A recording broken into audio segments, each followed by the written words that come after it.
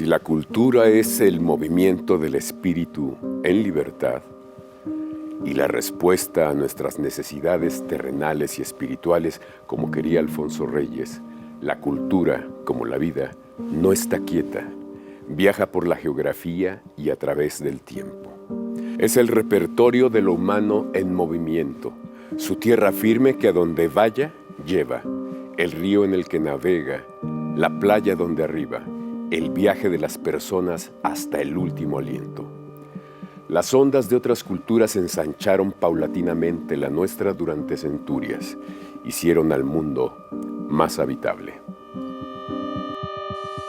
Paco Ignacio Taibo II es un reconocido y exitoso novelista mexicano, nacido en España y hoy, además, es también director del Fondo de Cultura Económica. Él nos cuenta cómo iniciaría su vida en México, llegando a los 8 años junto con su padre y otros familiares provenientes de la región de Asturias, al norte de España. Una migración masiva que se daría a mediados de los años 50 del siglo XX, pues vinieron abuelos, tíos abuelos, padres y familias enteras, los Taibo, Lavilla y González, todos republicanos socialistas. Paco Ignacio Taibo, padre, decidió migrar junto con su familia entera ante la imposibilidad de desarrollarse profesionalmente como periodista en un régimen franquista contra el que habrían luchado sus antecesores. El origen de esta historia es que los viejos, los abuelos de esta generación habían sido todos combatientes durante la Guerra Civil Española y habían terminado en la cárcel. Algunos condenados a muerte se salvaron de milagro, otros murieron. La historia es la historia de una migración masiva de todos los Taibo. Se produciría en 2 momentos. Primero mis abuelos y mis tíos, y luego mi padre y los otros tíos abuelos y alguna abuela en 2 momentos, con muy poquita distancia. Prácticamente en año y medio ya habíamos migrado todos. ¿De qué región? Años. Asturias siempre, el norte de España. Y de esta región, esta familia decide emigrar. Cuando al principio de los años 50, mitad de los años 50, hay una sensación de ahogo en el franquismo en España.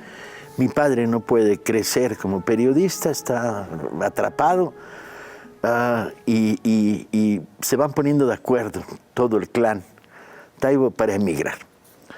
Y emigran en 2 tandas, primero una parte y luego mi padre y yo, que viajamos en un barco de una travesía maravillosa, era el fin del mundo.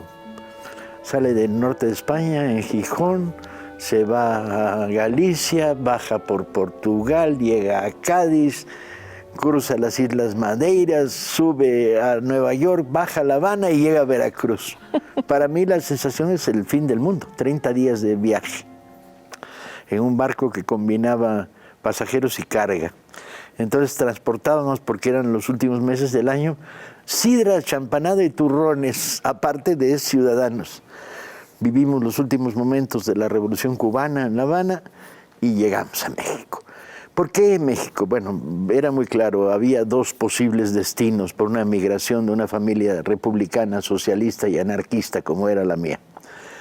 Que era, México era el destino, ahí habían llegado los republicanos. O Francia, era la otra posibilidad. Pero por razones de idioma yo creo que decidieron México. Mi abuelo, que era y mi tío abuelo, nunca habían viajado hacia América. Muy jóvenes estuvieron en Cuba, regresaron a España, pero México les sonaba como el país. Y de cabeza, 17 Taibos, Maojos, Lavillas y González, vámonos todos para México. Y aquí se aposenta la familia enseguida y mi padre se reincorpora a lo que sabía hacer, que hacía un poco de televisión, un poco de radio, la primera vez que hace televisión. En España no había televisión en esa época, periodismo, y mis tíos eran ingenieros industriales, trabajan en los oficios más extraños. Y mi tío abuelo, que era el otro gran rector de la familia, se dedica a la radio y hace radio cultural. Wow. En la XLA. Y ahí vamos creciendo en México como una migración masiva y con la clara decisión, mi padre lo dejó bien claro, que era, venimos a México para ser mexicanos, se acabó el pasado, adiós. Esta migración masiva de todas las familias Taibo se daría ya entrados los años 50, mientras a México habrían llegado antes cientos de españoles que salieron de su país en plena guerra civil. En general, los Taibo habrían elegido migrar a México y no a Francia, considerando la facilidad del idioma, pues ya había una experiencia previa del padre y el tío, quienes mucho más jóvenes habían viajado y conocido Cuba. En general, los antecedentes familiares de los Taibo daban cuenta que la migración era una forma conocida para ellos por cuestiones de trabajo o bien por sus reconocidas filiaciones políticas de izquierda. Así, el niño recién llegado con sus 8 años a México se asombraría de los colores de este nuevo país y de la variedad en sus mercados.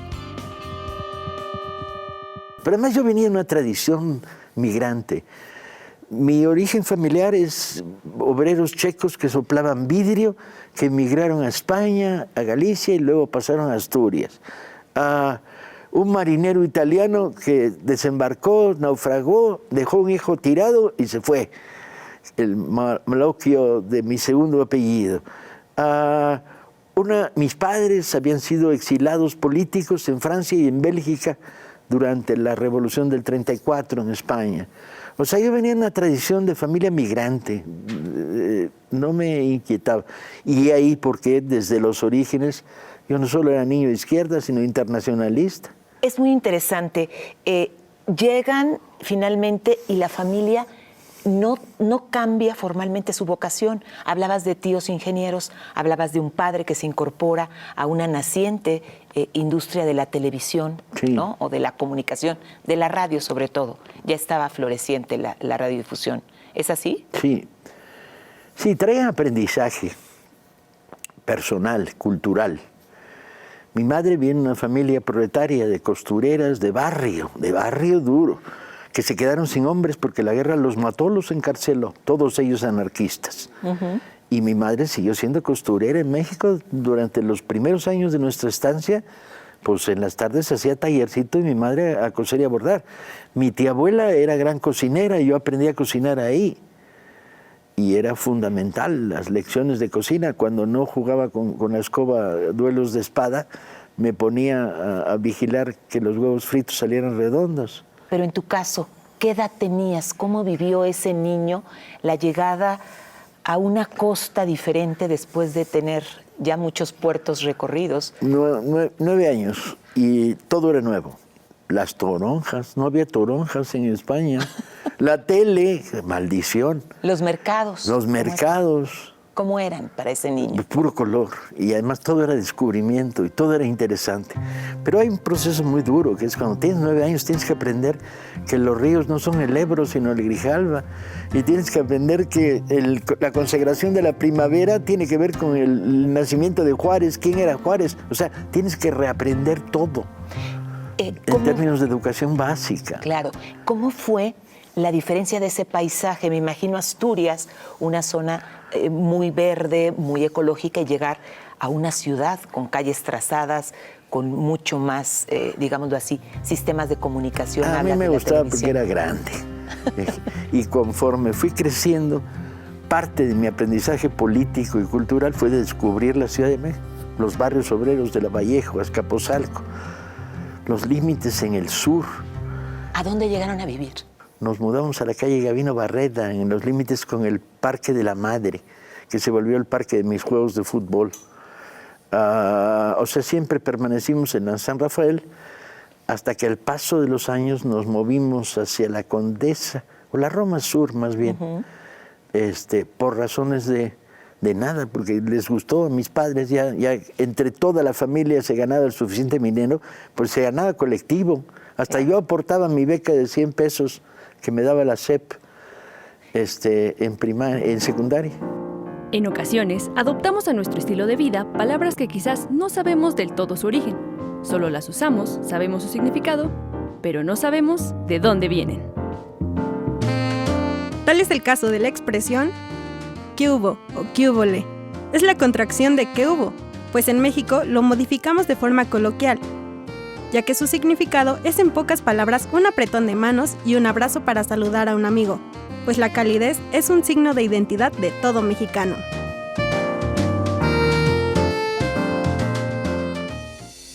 Paco Ignacio Taibo II cuenta que desde siempre acudió a una escuela primaria pública ubicada en la zona de la colonia San Rafael, a donde su familia y él llegaron a vivir.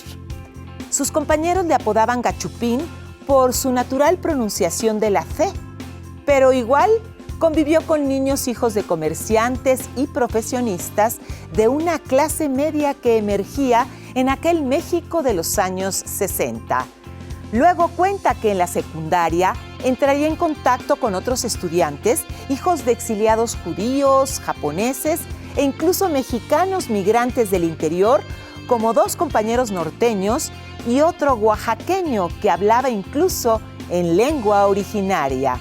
Y con una mentalidad sumamente abierta y sociable, toda la familia Taibo se fue mexicanizando al entrar en contacto con escritores, periodistas y artistas que tenían que ver muchos de ellos con el exilio español y también con intelectuales mexicanos que eran visitantes frecuentes del domicilio familiar. En esta parte es muy interesante, no sé, recuperar cómo empieza uno a dejar de usar la fe. O palabras que quizás como niño... Hija, por razones defensivas. Que cuando la horda dice a quemarle las patas al Gachupín, y ellos dicen quietos todos. Así te señalaban. Sí, terminé además, como luego viví una etapa de vida semiclandestina, cuando empecé a ser sindicalista en los barrios obreros, el artículo 33 estaba de moda y te deportaban a la primera de cambio. Y tuve que crear una especie de máscara suave. Entonces cuando me preguntan, ¿y tú de dónde eres? Ya la C había desaparecido. Para el año 66 se había borrado de mi vida. Y yo decía del norte. Y no decía del norte de dónde. El norte podía ser Chihuahua, los Indios Verdes o Asturias. Claro. ¿Crees que en esta historia ancestral de tu familia favoreció el llegar con una mente abierta, abrirse a estas nuevas experiencias? Porque a veces, pues, las causas de la migración son distintas. Sí, ¿no? Mi padre era muy claro. No te encierres en el gueto. Por ejemplo, en el paralelo, los hijos de algunos de los emigrantes españoles que conocíamos de la anterior emigración, la que había sucedido 20 años antes, estudiaban en escuelas como el Madrid, la Academia Hispano-Mexicana, y mi padre era muy fanático y partidario de la educación pública, y se volvió muy cardenista por eso. Uh-huh.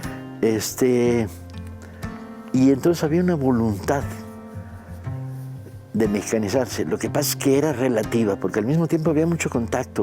Mi casa en la Ciudad de México, en los años de adolescencia que mejor recuerdo, siempre estaba llena de cantantes españoles que vienen a México. Por aquí pasó Serrat y pasó los poetas. Y había un movimiento, pero también estaban los escritores de teatro mexicanos como Carballido, Hugo Argüelles. Eran frecuentes comedores. En mi casa la comida era un ritual.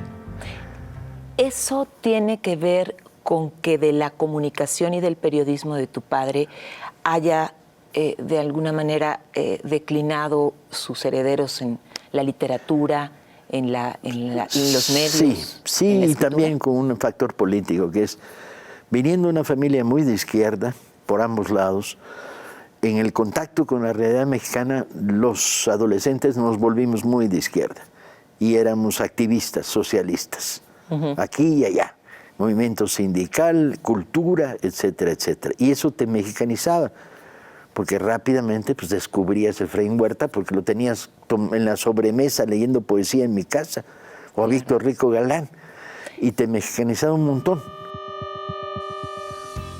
de las costumbres tradicionales en la casa de los Taibo era precisamente cada domingo reunirse para degustar los platillos tradicionales españoles.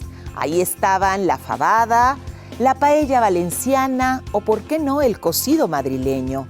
Pero eso no impidió que las mujeres de casa aprendieran a preparar también el delicioso mole mexicano, y así aparecerían el pipián, las enchiladas y otros platillos de la zona del Golfo, como el pescado a la veracruzana. En el plano social y político, Taibo explica que empezaría desde joven su trabajo como sindicalista en los barrios obreros de la capital del país por aquellos años 60, para lo que fue necesario eliminar en definitiva el ceceo en su forma de hablar, que desapareció poco a poco. Una pregunta, ¿cambia también con la llegada a México los sabores? ¿Qué empiezan ustedes a reproducir de lo que les gustaba de España? Me imagino que no faltaba la sidra o el turrón, que era parte de la costumbre, pero ¿qué empiezan a combinar en su comida? En mi casa se comió tradicionalmente una vez cada 15 días una fabada monstruosa y paella, y cocido madrileño, pero mi padre gastronómicamente siempre fue un adelantado y descubrió muy pronto las virtudes del mole, incluso escribió un libro sobre el mole. Mi madre incorporó el pescado veracruzano. ¡Ay, qué rico!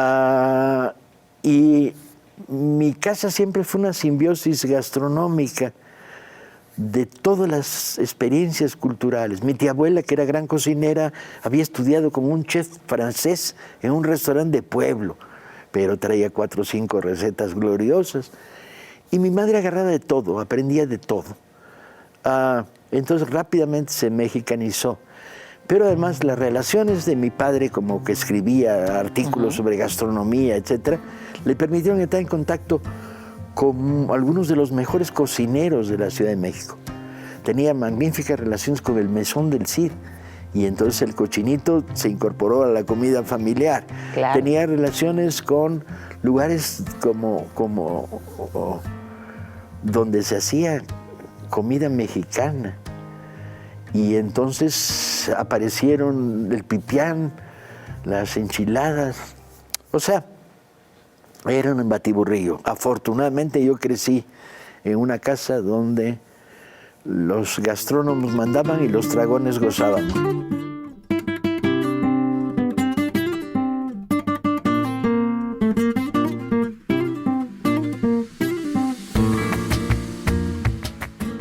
Hola, ¿qué tal? Buen día. Soy Rodrigo Reyes y en esta ocasión vamos a preparar un gazpacho andaluz. El gazpacho andaluz es un platillo muy típico de Andalucía, España. Se hacía cuando los jornaleros pasaban jornadas de trabajo con mucho calor, y para aprovechar el pan de un día anterior lo pasaban por agua, por jitomate rallado.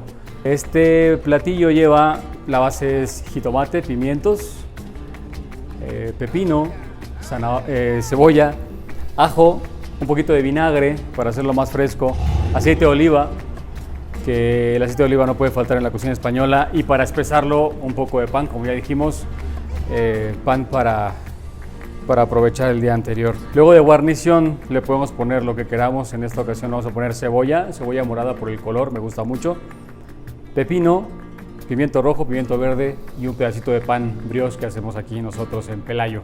Vamos a poner todo en un bowl. Al final lo vamos a pasar a la licuadora o Thermomix, lo que tengamos en casa. Pepino, el pepino yo suelo dejarle la cáscara también, le da un sabor particular.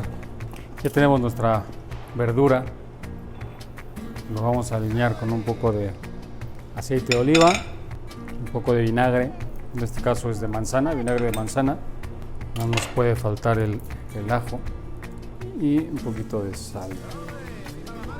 Esto se deja macerando toda una noche para que quede mucho más rico, y mañana va a estar mucho más bueno. Migas de pan viejo, que básicamente es por lo que existe el gazpacho, el pan del día anterior, ¿no? Aprovechar ese pan con lo que tenían los campesinos.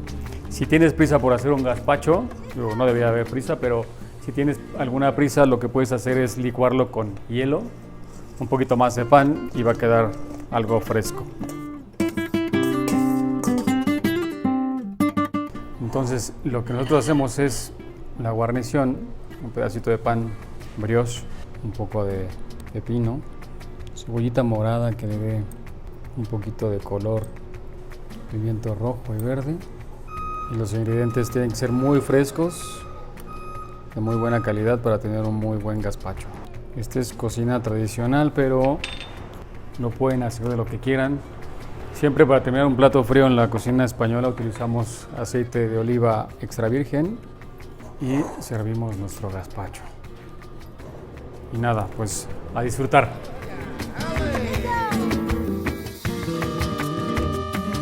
Y así poco a poco los Taibo se fueron mexicanizando. Mientras el padre se desempeñó en la televisión comercial, haciendo documentales y escribiendo para teatro, los hijos elegirían también tareas relacionadas con la literatura y los medios de comunicación.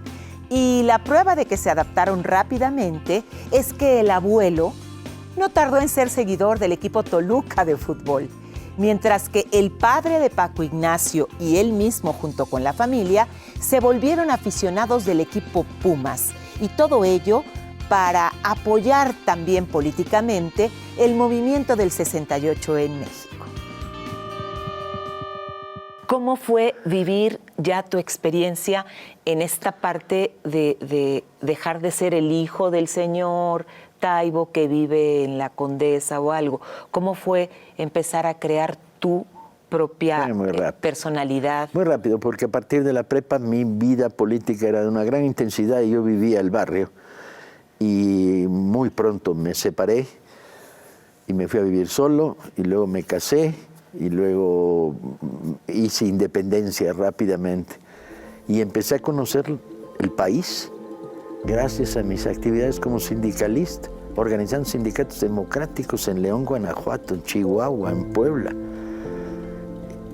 en Veracruz, la cuna del sindicalismo. No, prácticamente recorrí en los años 70 todo el país, arriba y abajo, en conflictos sindicales bastante espinosos, por cierto. Es que entendamos que también llegan en una etapa en la que es floreciente los medios de comunicación. El cine, ni se diga, exportaba las canciones rancheras. Sí, no, pero mi padre me conectó más bien con la televisión comercial, y ahí hizo algunos documentales importantes, pero sobre todo conectó con el mundo del teatro. Hizo teatro, tuvo un éxito grande con una obra suya que se llamó Los Cazadores, que ganó el concurso, uno de los grandes concursos de teatro en la Ciudad de México. De alguna manera se mantuvo ese contacto y esa referencia de las familias con las que llegaron ustedes mismos a migrar, a través, no sé, de reunirse en algún restaurante que era donde se reunían los exilados, no. o desarrollar algún tipo de actividad, un festejo anual de algún tipo de... No, porque de alguna manera la vocación de mi padre era reiniciarse en México como mexicano. Entonces, aunque mantenía relaciones con una parte del exilio original, el exilio que había llegado después de la guerra, particularmente con los exilados socialistas asturianos, que eran un clan muy conmovedor y solidario, etc., no hacíamos vida cultural, aunque en el 68 me reconocí yo con algunos de mis compañeros hijos de españoles que estaban activamente participando en el movimiento. ¿Quiénes eran, por ejemplo? La legión era inmensa. Estaba Guillermo Fernández en economía, Paco Abardía, que era mi íntimo amigo, Antonio Garst, hijo de judíos alemanes, Germinal en arquitectura, Marcelino Perelló en ciencias. Eran cientos, o eso me parecían. Claro. Los hijos de españoles que participaron activamente en el movimiento 68 por razones de formación política familiar. ¿Cuál fue una institución importante que haya aportado a México la migración española de esa época? Tendría que irme a la anterior, ¿no? A los sanatorios, las universidades, el Colegio de México, la generación de poetas, la Facultad de Filosofía, los médicos. ¿Quiénes fueron, crees tú? Bueno, yo creo que hoy la pura lista de los poetas, el otro día estaba reconstruyendo, tienen 7 poetas de primera dimensión mundial emigrados en México. León Felipe, Garfias, Shirao. Filósofos, Claro. escritores, académicos, médicos. No, es impresionante la aportación. Chavela Vargas lo dijo correctamente. Mexicano es aquel que vive, nace o va pasando por un país y me importa sombrilla dónde nació. Maestro, muchísimas gracias por estos minutos, esta conversación tan enriquecedora. Gracias a ti.